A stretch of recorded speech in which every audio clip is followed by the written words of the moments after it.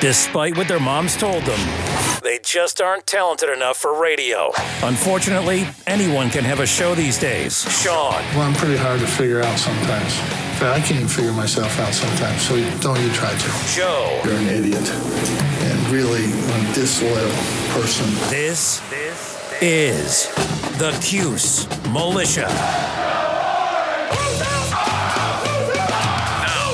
Those two unapologetically biased, orange-blooded homers, Sean and Joe. It's the most bullshit thing I've seen in 30 years. Welcome, orange men and ladies. Happy Sunday. This is the Cuse Militia with Sean and Joe. At Cuse Militia on the socials. Go there, join the militia. Syracuse takes care of business on the road in Tallahassee. We'll give you our quick thoughts on that game. I know we're late. And the Orange will host NC State this Tuesday at 7 o'clock in the Dome. We'll preview that game for you as well. And we missed another game. We know. Busy trying to get the Valentine's Day festivities done before Valentine's Day. So Joe and I both had plans. Joe had plans Thursday. I had plans Friday. So here we are. Okay? Just be happy we're here. Or maybe don't. I don't know. So Syracuse off to a slow start in Tallahassee. Missed a lot of open shots. It was like the brick fest, and for both teams, really. And, you know, would they take what were they, down 5 or 6 going into half? Something like that? 35-29. 35-29, okay.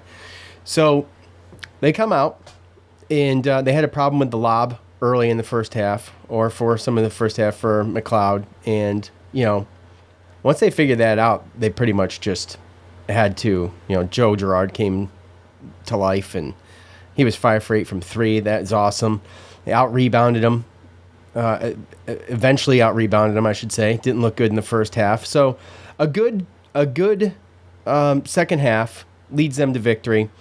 A really good job on second chance points and with 19, and also points off of turnovers.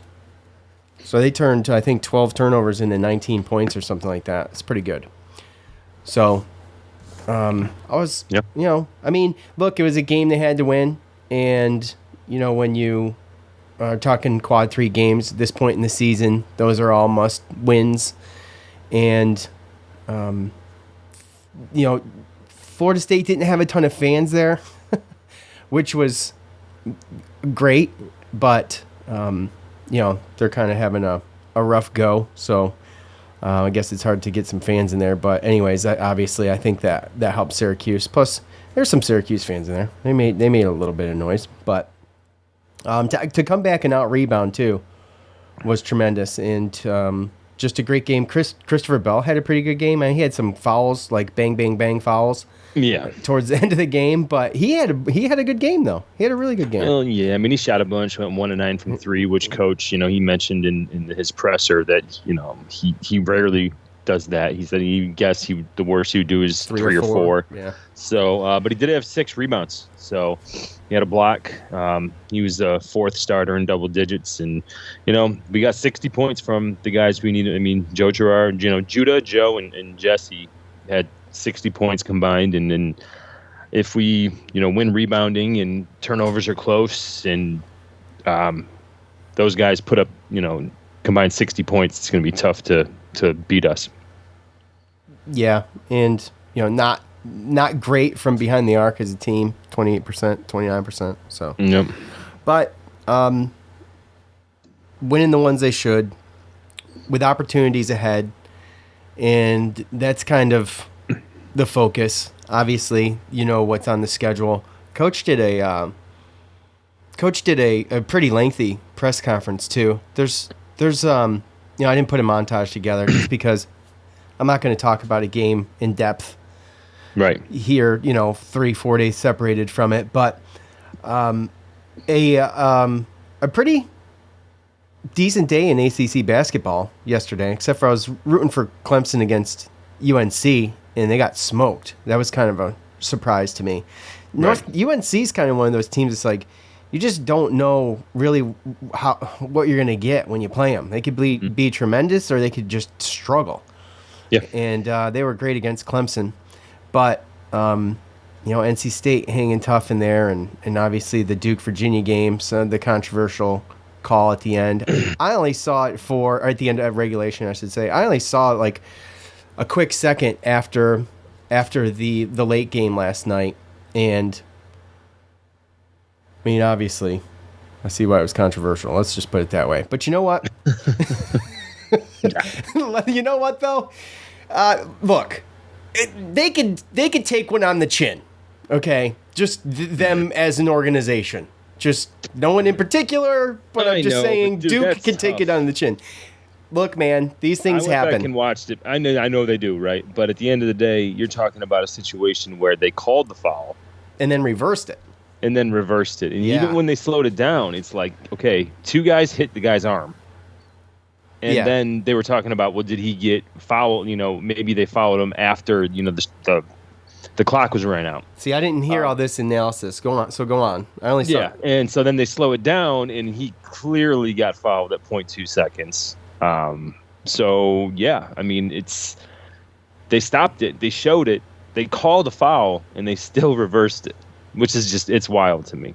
I don't know. That was the game to me. So realistically, it doesn't really matter because both those teams will end up being quad ones anyway. But rough way to lose, man. It's a rough way to lose, but you know what? It's good that they feel it a little bit. It's been years. Let's be honest. And then the late game with Louisville and Miami last night. That was a pretty good game till it wasn't. But it was really winding down when Miami finally kind of scooted away with that, but Louisville almost upset them. It was close. It was close. So, anyways, a good day in basketball. I didn't get to watch a ton of games, but most of them are pretty good, except for the UNC Clemson one. That was the biggest stomping of the day. So, yeah, I expected that game to be. I don't know. NC State beat Boston College by 30. Oh, yeah, that's right, 92-62. Which I'm glad they got that out of their system. Yeah, so, and I was thinking, too, NC State, let's do NC State right now, but NC State has not lost 2 games in a row yet this year, which is kind of that says something. So, for them to come out and stomp Boston College, that's par for the course for them as the season goes. So, the all-time series between Syracuse and NC State sits at 11-6 in favor of Syracuse. The Orange is currently on a 4-game win streak dating back to January 31st of 2021. Last time the two teams met last year at NC State, Syracuse won 89-82. Gerard, Buddy, Edwards, Swider, and Jimmy are starting 5. Swider and Edwards both with 19 points. NC State currently sits at 20-6, 10-5 in the ACC, where they are slotted in fifth place there amongst the ACC members. Terquavion Smith, who currently leads the Wolfpack in scoring with 18.5 points a game, 4.6 assists a game, and about 2 steals a game. And then Jarkel Joyner, a former transfer from Cal State Bakersfield to Ole Miss, to NC State, 5th-year senior. He's right behind Smith and scoring with about 16 points a game. And possibly the biggest transfer, maybe literally, I'm talking 6'9", 275-pound senior DJ Burns, transferred to NC State after 3 years with Winthrop. He's averaging 12 points a game, but he's just a mountain down low, and he's huge. He looks like a freaking lineman. They have a few guys that can shoot the three. Smith being one, Joyner, and then Casey Marcel. He's hitting 45% of his shots. Smith with 34% of his shots, and Joyner hitting 35% of his. The Wolfpack is averaging 79 points a game, shooting 45% from the field, 36% from behind the arc, and 72% from the free throw line. So NC State is currently 34th in the net rankings, and that makes this a quad 2 game at home, and another opportunity to try to seize Syracuse right now, 1-3 in quad 2 wins. Okay, they bumped up to 6-2 in quad 3 after the win against the Seminoles, but an opportunity at home to take out a superior team. Let's be honest, it'd be a huge upset to be able to do so. I think NC State is the only ACC team left that is ranked. Is that right? No, Virginia. UVA. Yeah, UVA. So those two. Because Clemson dropped out, which is unfortunate for them because they were cruising. So anyway, Joe, I'm always concerned with the big guy, that being DJ Burns. The guy's just a powerhouse and, way bigger than Jesse. Jesse tends to struggle with guys of this mass. So that's my issue. That and, the fact that you've got this Casey Marcel who's hitting 45% of his shots from distance. And he's not just taking a few. He's taken over 100. So pretty good shooter. A couple great shooters, some tremendous athletes on this team. And yet an opportunity for a quad 2 win. And I don't know, what do you think? How do you see it? Yeah, I mean, NC State's been tough pretty much all year. I know that in the beginning they weren't looked at as that great because it didn't look like they had that great of a, non-conference schedule. And then they kind of just went on a little bit of a run, and they beat Duke at Virginia Tech and Miami like 3 games in a row. So yeah, when you look at it, they had a little spurt, and then there was some stuff with, I think, North Carolina. I believe that was the game that Terquavion Smith got hurt. He came back and they beat Notre Dame, Wake Forest, Florida State, Georgia Tech, BC. I mean, when you take a look at the little stretch there in between their loss to Clemson and North Carolina, they beat some good teams. And then other than that, I mean, they've been winning the games they're supposed to. They started off not so great in the beginning in the ACC because they lost to Pitt and Miami. But again, Duke game's a big game. I think they beat Virginia Tech at Virginia Tech when Hunter Couture was out, and then they beat Miami at home by 2. So they have better wins than us, obviously more wins than us. They've put themselves in a position. But again, like we spoke and like what Jim Boeheim likes to talk about is this is an older, more experienced team. You mentioned Joyner from Mississippi. He's a senior. Casey Morsell. I mean, he's a senior, but that was a guy that he transferred from Virginia originally, and he's been at NC State. He's been at NC State for the last 2 years, so he's good defensively and shooting wise. And then Terquavion Smith is mature above his years. Is a true freshman last year. You mentioned DJ Burns. He's a load in there, yeah, but the one thing you want to look at is that he's never, this year is the most minutes he's ever averaged per game, and he's at 22, 23 minutes a game. Yeah, he's only at 12 points too. It's just it's the foul factor, right? And we talked about McLeod being kind of the same type of guy, but he's at 7'4". That presents a small issue. And I hope that Jesse. We've seen Jesse. He's gotten better with hands straight up and doing the rules of verticality. And this is definitely something he's got to do with this guy because. He's wider than you. He's going to have his space. He's going to get his shot up. Jesse's got the length, though, on him. He's got the length, but he has to make sure that he stays straight up and just makes his shot more difficult. Yeah. He doesn't got the length to come down and block every shot because he's going to use his body and he's going to get him in foul trouble. So that's what we need. He just needs to stay straight up and down. Don't let this guy get you in foul trouble and make his shots harder to make, realistically. When he does come out, they do have Ebenezer Dauna, and he's 6'11", 225 junior. The other starter they have, Greg Gant, he is a 6'8", 215-pound forward transfer from Providence. And then they also have a 6'9" sophomore, Ernest Ross, that comes off the bench alongside with freshman L.J. Thomas is another guard you might see, and then Jack Clark is a transfer from LaSalle, who's a 6'8", 200-pound guy. I wonder if we see him because he's been in and out of the lineups. But Terquavion Smith 6'4", Marcel 6'3", Joyner 6'1". That's 3 guards there. So that gives Chris Bell, a guy like that, a little bit of a height advantage to get the shots over him. And you wonder what's going to happen with that.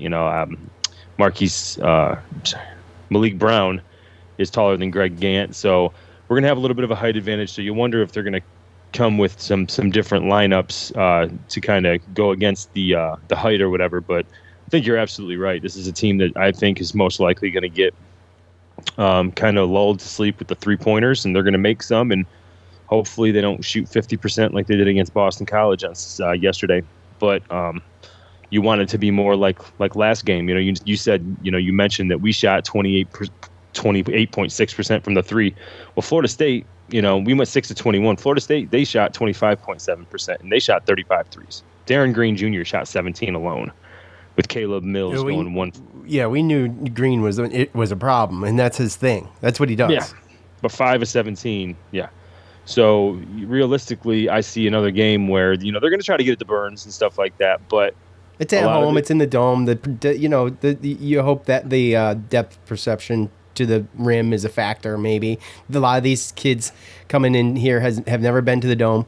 You can't simulate the dome, so there's that. That's an advantage for sure. Not just being home, but having new guys come in too. Yeah. So, but between Terquavion Smith, Morcell, and Joyner yesterday against Boston College, they shot, I think, what was that, 27 threes combined.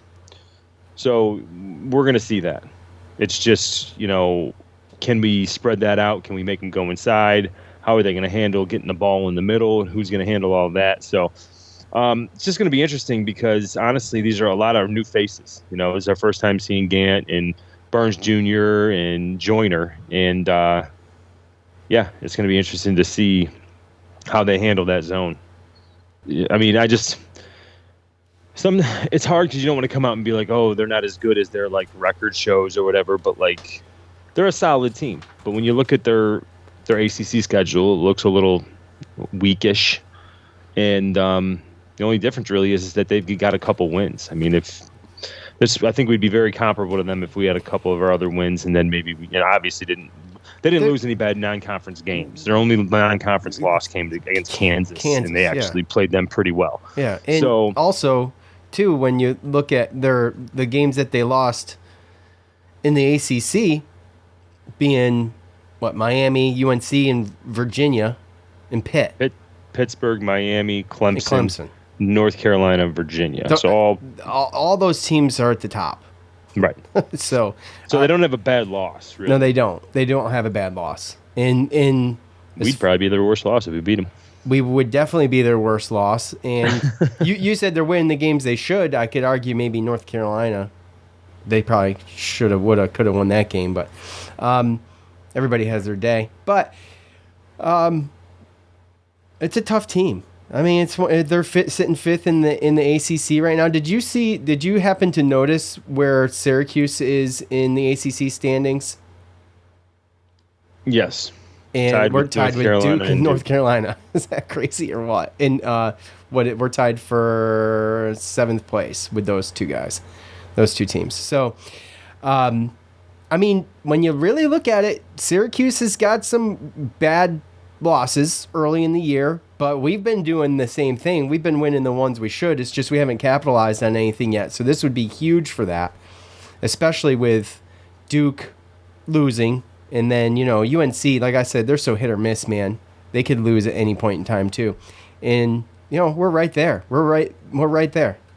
If you really want to put it into perspective, with a bunch of games left, and hopefully an upset or two in there, because they're going to need it. I mean, at this point, we're not mathematically out of anything, but my goodness, man, you can't keep continuing losing quad 1 and 2 games. We're 1-8 in the quad 1 and quad 2 sectors. So that's we got 5 more.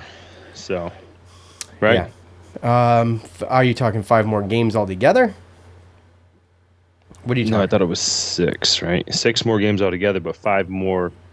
Yeah, 6 quad games, 1 and quad 2, right? The only one we don't have that's out of there would be Georgia Tech. Georgia Tech's a quad 3. Yeah. So NC State and Wake Forest are quad 2s, and then Duke, Clemson, and Pitt are quad 1s. So these next 4 games, and we can't lose. I mean, the last 2 games we got to win. It's just the bottom line. You can't lose to Georgia Tech at home. What if you lose these next 4 and you win the last 2? Well, that doesn't help us at all, right? No. So we got to have an NC State and a Clemson, maybe hopefully an NC State and a Pitt. Duke too, by the way, they're kind of iffy game to game as well. Just not as much, I don't feel like, as North Carolina. I've watched more North Carolina games this year, though, too. Yeah, well, I mean, it's just they struggled, without a doubt. I mean, Filipowski, who's one of the biggest guys, the guy that got fouled yesterday, I don't even know if he had 5 points yesterday. So he just had a horrible game. He's in line. He's in the running probably with freshman of the year with Judah Mintz in the ACC. But the next 2 games are at home, man. Saturday at 6 p.m. against Duke, and then a 7 o'clock, Tuesday night on Valentine's Day at NC State. It's a perfect date for anybody out there that has the time and the money on Valentine's Day and Tuesday to go down to the Dome and help cheer on a win. But we're at 15-10. You win these next 2 games, which is a quad 2 and a quad 1 game. And you're 17-10. I think that we're talking a little bit differently about this team a week from today. Filipowski had 0 points against UVA, and he averages about 15. There you go. So there you go. 0 points. All right, so let's do this. We were both really close on our... You were extremely close on the Syracuse wins against Florida State 76-67. I had 72-67. And you had 75-65. So, wow, those are some good predictions right there. Yeah, not bad. All right, let's see. NC State show. I'll just go first real quick. I feel like out of the next 4, this would be one of the tougher of the bunch. I just want... Anything can happen, but I got to be realistic here. I don't know if Syracuse can pull this off. Well, put it this way: I know they could pull it off. Question is will they? I just don't know. And I'm, there's a couple things that concern me in the experience and athleticism of NC State is one of those. And so I think it's going to be close. I do, but I don't know if Syracuse can pull it off. So, with that said, I know everybody hates when I pick against Syracuse. I hate when I pick against Syracuse too. Sometimes it's a catch-22. So it could be a win-win. Either they win and I'm wrong, or I was right and they lose. I'd much rather have them win, but I'm just saying. Look, I think Syracuse loses a close one. I think it's going to be a heartbreaker. It's going to be maybe one where they keep it close all the way through and even take the lead and maybe just in Syracuse fashion per this year, lose it late. I'm going to say 77-76.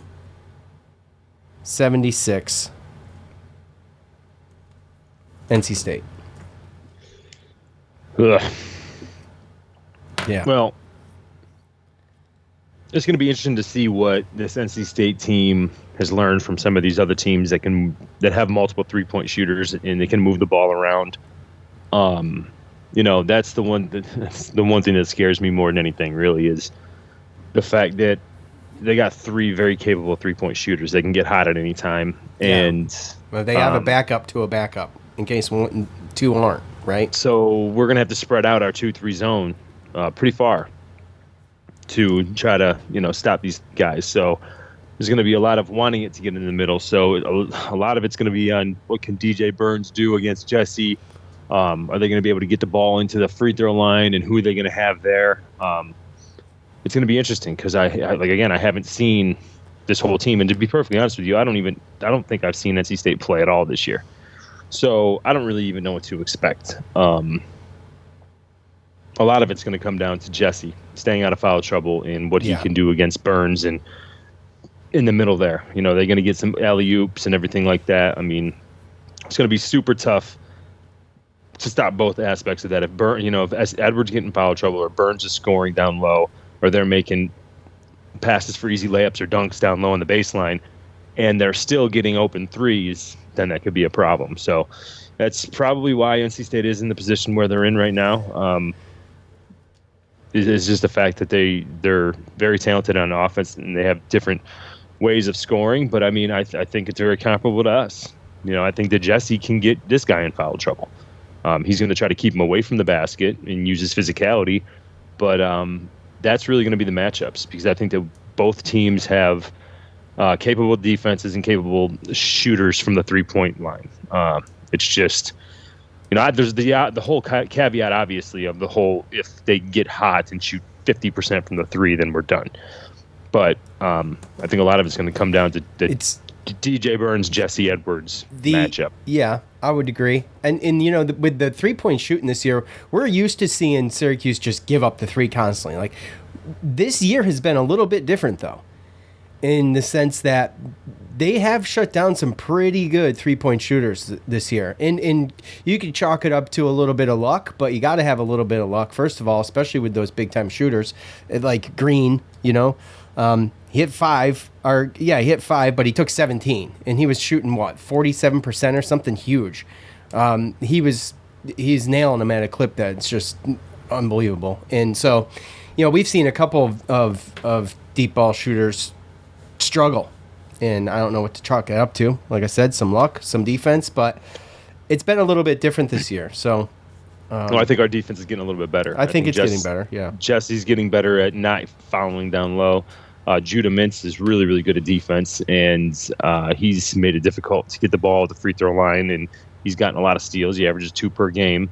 He's got to be up there in the ACC as far as his steals too. By the way. I don't know where you would find that, but yeah, go on. I'm sorry. But, even coming down to, the Malik Browns and the Chris Bells of the world, figuring out rotations and getting their hands on the balls and stuff like that. That's just I think it's getting better.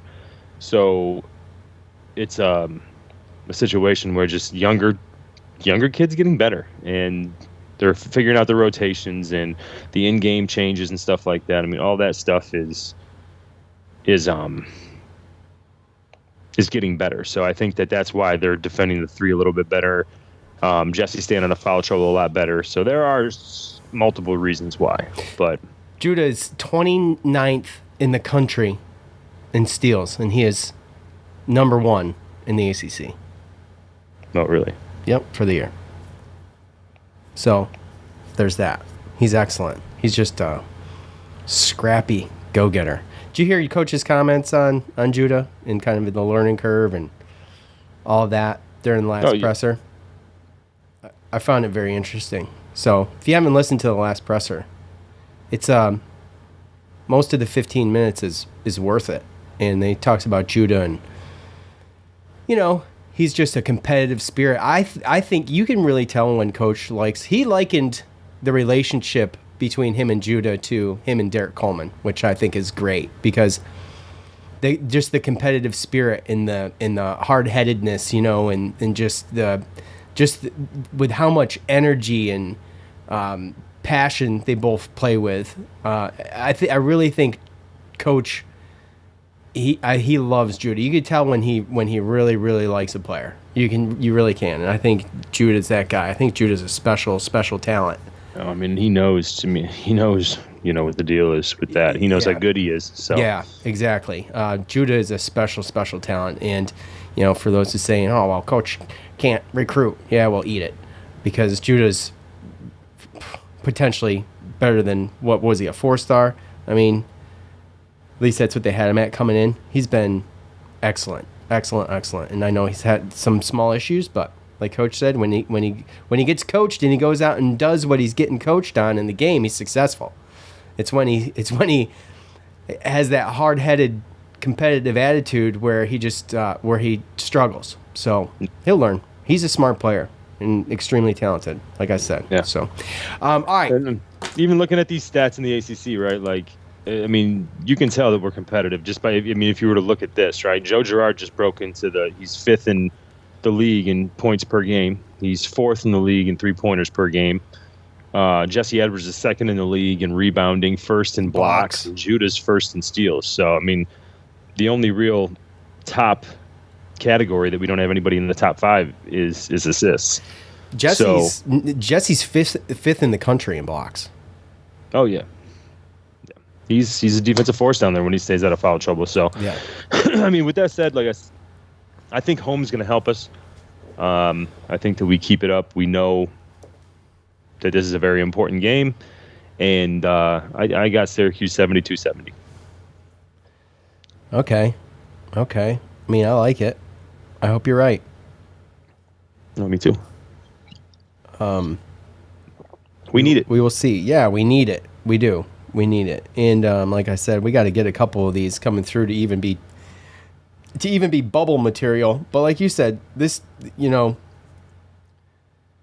a couple of those early games in the season that really kind of hurt us big time. Yeah. Quad 3 losses. I mean, the two quad 3 losses. Yeah. Yeah, when you look at the standings, I mean, we would have the exact, not saying that we'd have the same strength of schedule as Duke and that we'd have the same metrics and ratings, but we'd have the same exact record right now, 17-8, and we'd be in a way better position.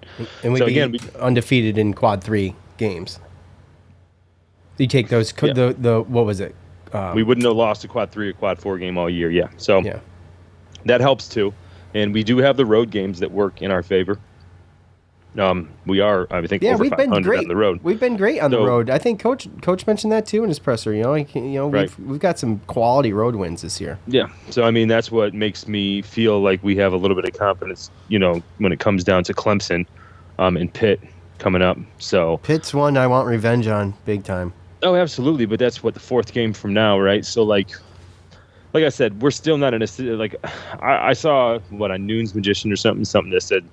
I think the head of the article was like, I don't know if it was Noons or if it was Orange Fizz, but it was said, is Syracuse still or in the situation of making the NIT or something like that, like questioning whether or not we're going to make the NIT, and I don't know, I still don't even think we're in a situation where we're not.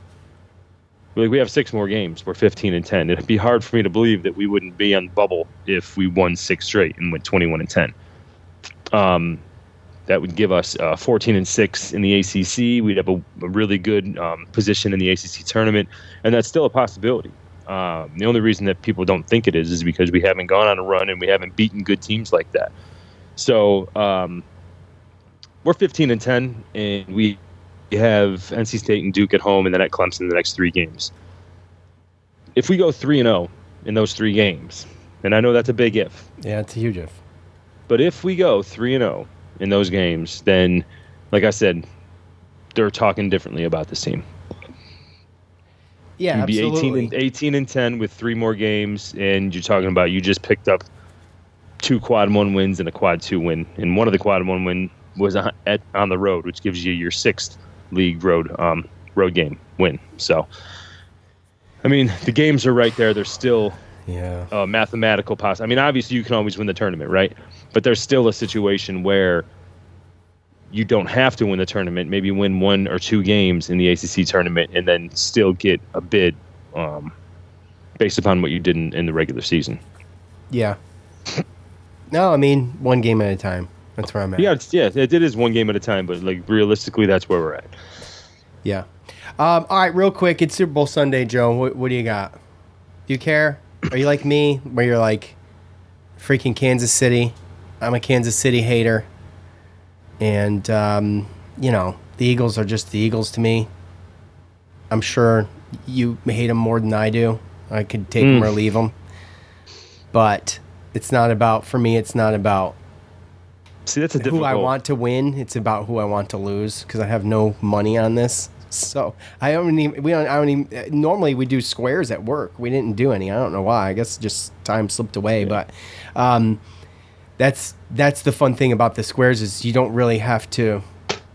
The only skin in the game is the score, right? It doesn't matter who has it.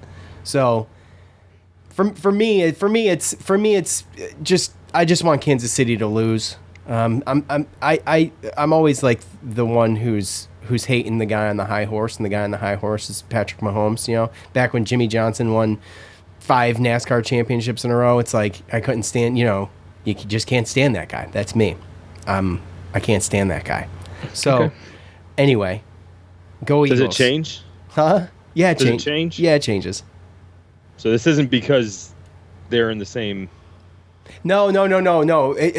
Like, for the team, that never changes. I don't ever root for anyone in my division to win a Super Bowl or a playoff game or anything. The only time I'm rooting in my division is if I need them to win a game for something to happen. Yeah, but they're not in your division. Kansas City is. Oh, I thought you were a Bills fan. Oh, well, yeah, I mean, the former me. Okay, all right. Well, See, so it's. I thought that's where you were going.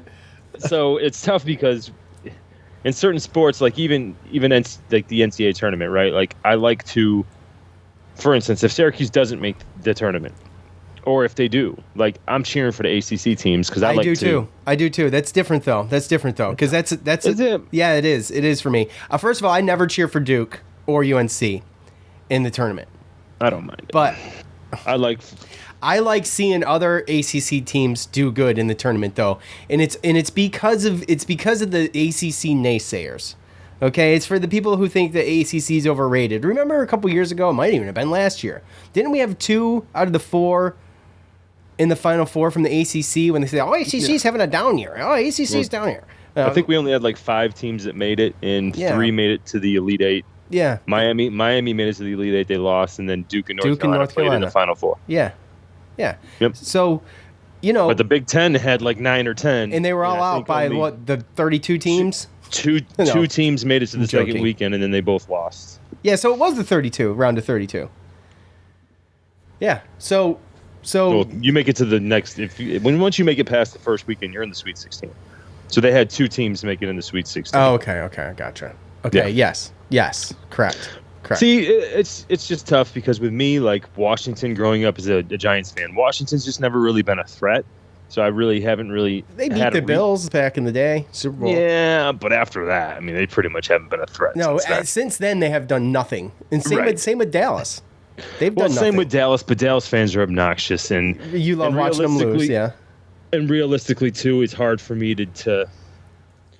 It really is hard for me to hate Philadelphia because I did appreciate like Andy Reid was a hell of a coach, and I loved McNabb, so that was kind of tough to deal with. I hate Deshaun Jackson, Bryant Westbrook. I mean, I hated the guys that killed us, but obviously, I was a Syracuse fan and I loved Donovan McNabb, so it was tough to hate Philly too.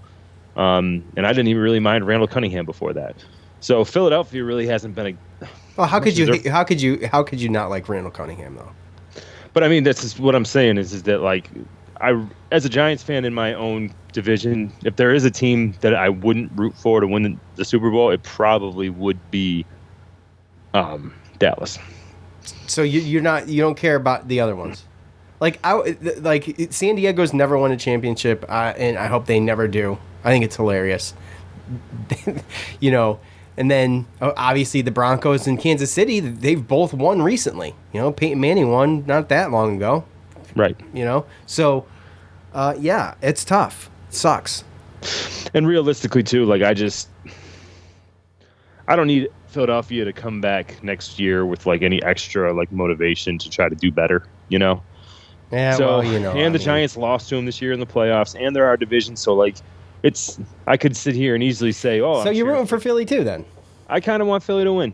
Okay. I kind of want Philly to win. Do you have anything against Patrick Mahomes and the Chiefs because of No. Okay. No. I just think it's just a crazy dynamic because the fact of, how good Kansas City is. I didn't think they were going to be able to make it here this year.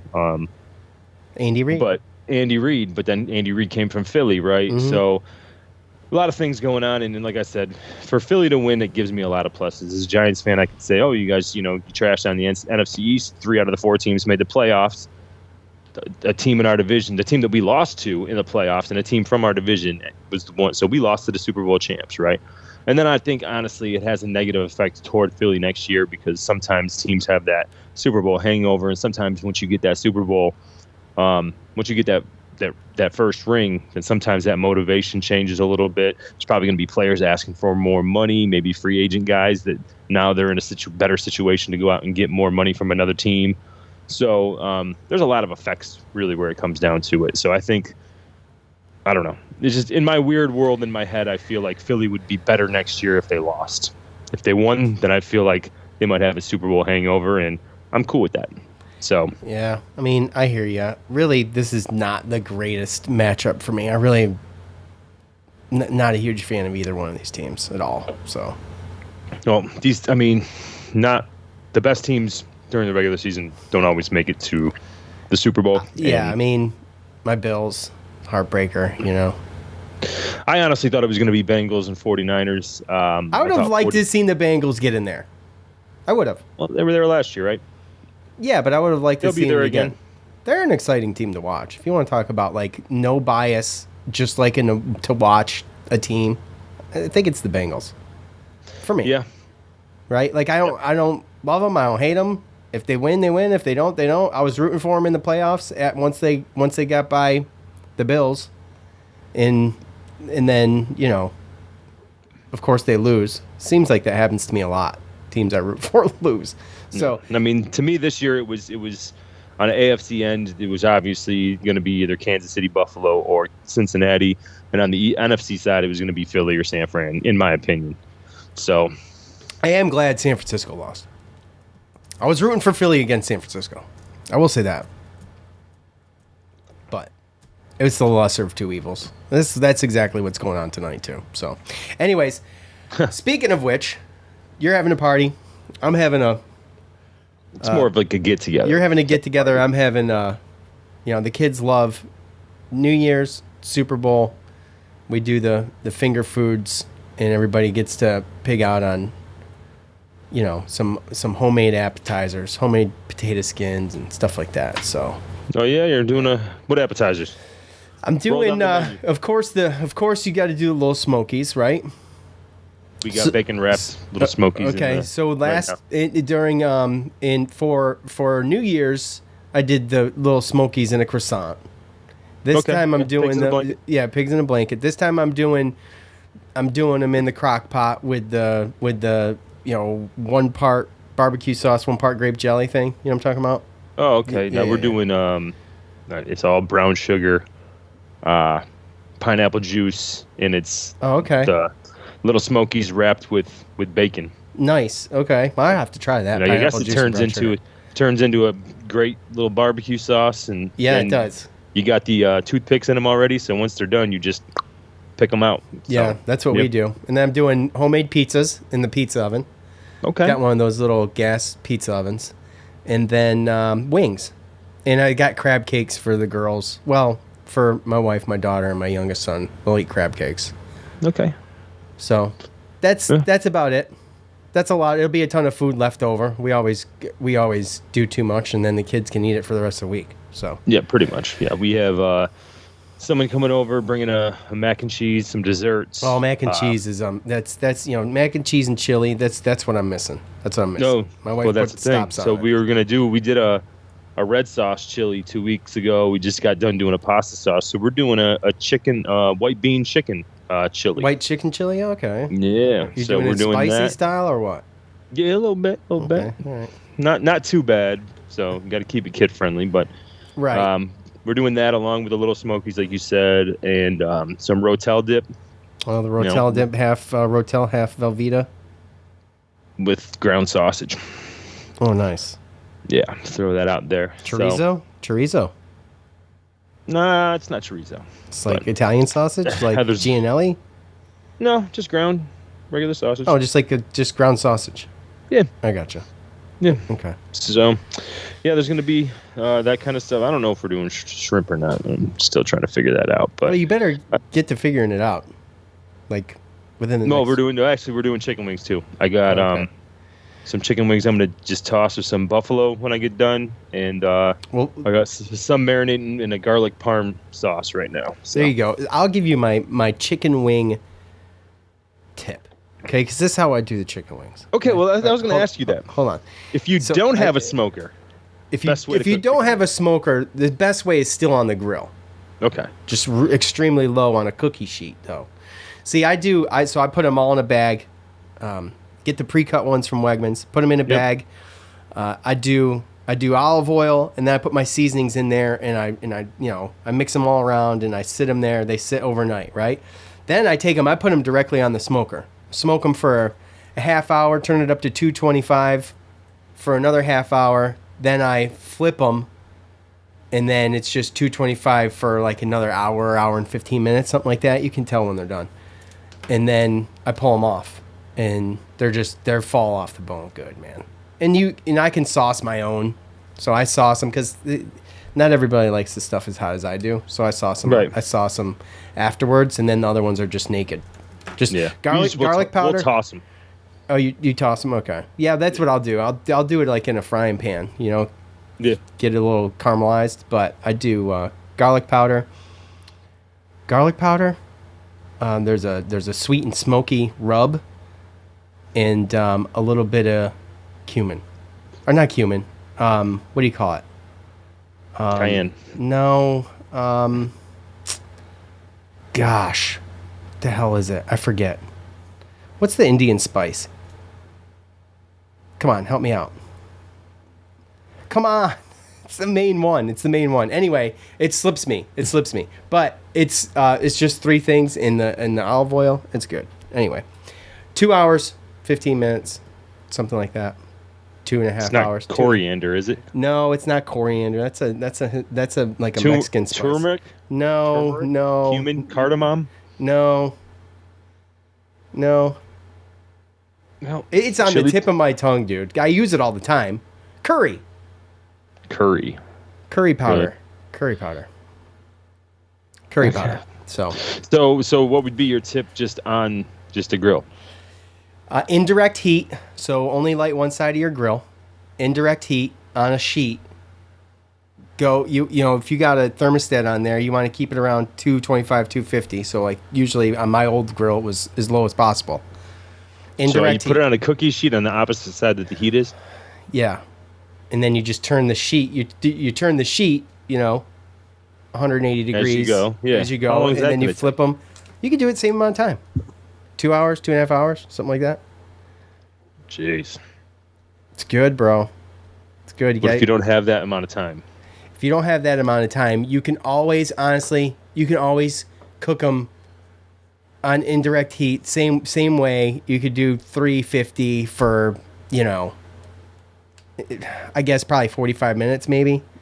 Indirect heat if you're doing it right. 350. Make sure you flip them and turn them. Yeah. Okay. But direct heat on the grill, they're just gonna stick, right? Yeah, it's gonna be a mess. Yeah. So yeah, keep them off of it. See, the nice thing about something that's not problem is I have too many to cook. Well, you'd be surprised to know how many you could fit on a cookie sheet if you cram them in, because they're gonna shrink. Well, that's true. So. All right. Yeah. All right. I'll give it a try. Okay. All right. That was.